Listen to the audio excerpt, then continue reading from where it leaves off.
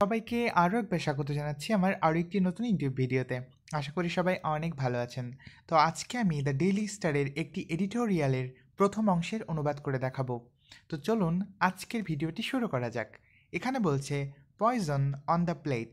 ভেঙে বললে পয়জন মানে হচ্ছে বিষ, অন দ্য প্লেট অর্থাৎ থালার উপরে। তাহলে থালার উপরে বিষ।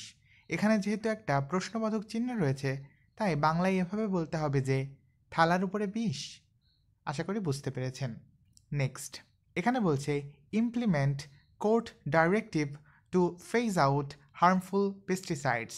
ভেঙে বললে ইমপ্লিমেন্ট শব্দের অর্থ হচ্ছে বাস্তবায়ন করা। তাহলে ইমপ্লিমেন্ট বাস্তবায়ন করুন কোর্ট ডাইরেক্টিভ অর্থাৎ কোর্টের বা আদালতের নির্দেশ। তাহলে আদালতের নির্দেশ বাস্তবায়ন করুন টু ফেজ আউট অর্থাৎ বন্ধ করতে। ফেজ আউট মানে বন্ধ করা।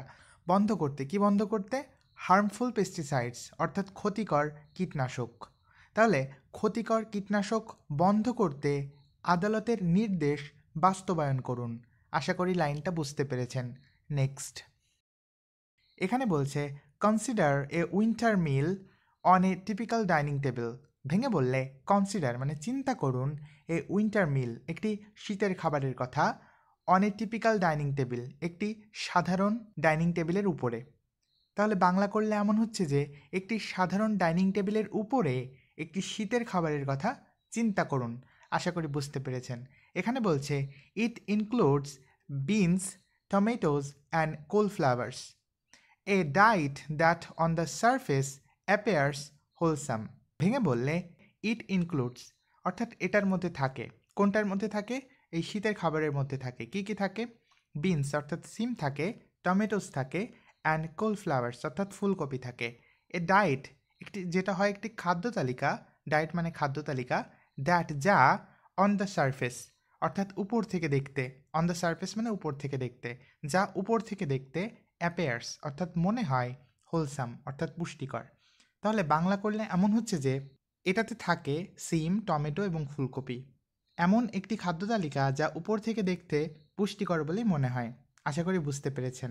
নেক্সট, এখানে বলছে yet according to a chilling new study to eat one's greens in Bangladesh is to play Russian roulette with one's health, metaphorically speaking. ভেঙে বললে ইয়েট তবুও, অ্যাকর্ডিং টু মানে অনুসারে। কি অনুসারে? এ চিলিং নিউ স্টাডি অর্থাৎ একটি শিহরণ জাগানো নতুন গবেষণা অনুসারে। চিলিং মানে শিহরণ জাগানো। তাহলে তবুও একটি শিহরণ জাগানো নতুন গবেষণা অনুসারে টু ইট অর্থাৎ খাওয়া, ওয়ান্স গ্রিনস অর্থাৎ নিজের শাকসবজি, ইন বাংলাদেশ অর্থাৎ বাংলাদেশের মধ্যে। তাহলে বাংলাদেশের মধ্যে নিজের শাকসবজি খাওয়া ইজ হয় টু প্লে অর্থাৎ খেলা করা, রাশিয়ান রুলেট অর্থাৎ রাশিয়ান রুলেট খেলা করার মতো, উইথ ওয়ান্স হেলথ অর্থাৎ নিজের স্বাস্থ্যের সাথে। বাংলাদেশে নিজের শাকসবজি খাওয়া মানে নিজের স্বাস্থ্যের সাথে রাশিয়ান রুলেট খেলা করা। এখন প্রশ্ন আসতে পারে রাশিয়ান রুলেটটা আসলে কি? তো রাশিয়ান রুলেট হচ্ছে এমন একটি জুয়া খেলা যেখানে একটি বন্দুকের সিলিন্ডারের মধ্যে একটি মাত্র বুলেট ঢোকানো হয় এবং সিলিন্ডারটাকে ঘুরিয়ে দেওয়া হয়। একজন ব্যক্তি সেই বন্দুকটাকে নিজের মাথায় তাক করে এবং ট্রিগারে চাপ দেয়। হয় সেই ব্যক্তি বেঁচে থাকবে, না হলে সে মারা যাবে। এতটাই ভয়ানক একটা জুয়া খেলা। তো সেই জন্য বাংলাদেশে সবুজ শাকসবজি খাওয়াকে রাশিয়ান রুলেটের সাথে তুলনা করা হয়েছে, যে বাংলাদেশের সবুজ শাকসবজি খাওয়া মানে নিজের স্বাস্থ্যের সাথে রাশিয়ান রুলেট খেলা করা। আশা করি বুঝতে পেরেছেন। এখানে বলছে ম্যাটাফরিকলি স্পিকিং অর্থাৎ রূপকভাবে বলতে গেলে বা রূপকভাবে বললে। কথাটা রূপকভাবে বলা হয়েছে সেটা এখানে বলে দিচ্ছে। তাহলে পুরোটা বাংলা করলে এমন হচ্ছে যে তবুও একটি শিহরণ জাগানো নতুন গবেষণা অনুসারে বাংলাদেশে নিজের শাকসবজি খাওয়া মানে নিজের স্বাস্থ্যের সাথে রাশিয়ান রুলেট খেলা করা, রূপকভাবে বললে। আশা করি বুঝতে পেরেছেন। নেক্সট, এখানে বলছে recent tastes on winter vegetables have revealed that nearly 3/4 exceeded maximum residue limits for pesticides. Half of all cauliflowers and over 30% of beans were contaminated. ভেঙে বললে রিসেন্ট টেস্ট অর্থাৎ সাম্প্রতিক পরীক্ষাগুলো কিসের উপরে? অন উইন্টার ভেজিটেবলস অর্থাৎ শীতের শাকসবজির উপরে। তাহলে শীতের শাকসবজির উপরে সাম্প্রতিক পরীক্ষাগুলো হ্যাভ রিভিলড প্রকাশ করেছে দ্যাট যে নিয়ারলি মানে প্রায় 3/4 অর্থাৎ 3/4 এক্সিডেড অর্থাৎ অতিক্রম করে গিয়েছে বা ছাড়িয়ে গিয়েছে ম্যাক্সিমাম রেসিডিও লিমিটস অর্থাৎ সর্বোচ্চ অবশিষ্টাংশ সীমা ফর পেস্টিসাইডস অর্থাৎ কীটনাশকের ক্ষেত্রে।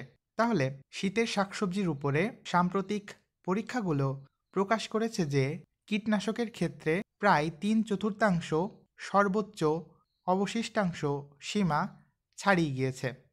এখানে বলছে হাফ অফ অল কোলফ্লাওয়ার্স অর্থাৎ সমস্ত ফুলকপির অর্ধেক এবং ওভার 90% অফ বিনস অর্থাৎ সমস্ত সিমের 90%-এরও বেশি ওয়ার কন্টামিনেটেড অর্থাৎ দূষিত।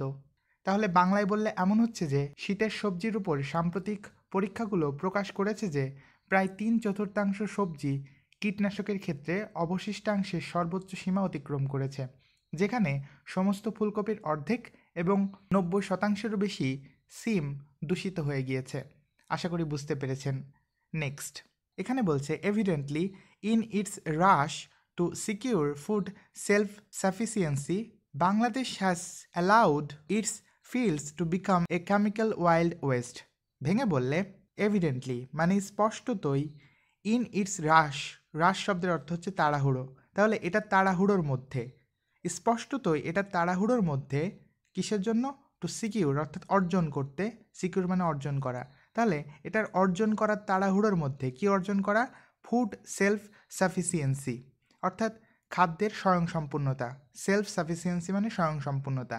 তাহলে খাদ্য স্বয়ংসম্পূর্ণতা অর্জন করার তাড়াহুড়োর মধ্যে বাংলাদেশ হ্যাজ অ্যালাউড অর্থাৎ বাংলাদেশ অনুমতি দিয়েছে ইটস ফিল্ডস অর্থাৎ এটার ভূমিকে বা এটার জমিগুলোকে অনুমতি দিয়েছে টু বিকাম অর্থাৎ হয়ে উঠতে এ কেমিক্যাল ওয়াইল্ড ওয়েস্ট, একটি রাসায়নিক ওয়াইল্ড ওয়েস্ট হয়ে ওঠার অনুমতি দিয়েছে বাংলাদেশ। তো ওয়াইল্ড ওয়েস্ট কি? ওয়াইল্ড ওয়েস্ট হচ্ছে এমন একটি জায়গা যেখানে আইন শৃঙ্খলা থাকে না।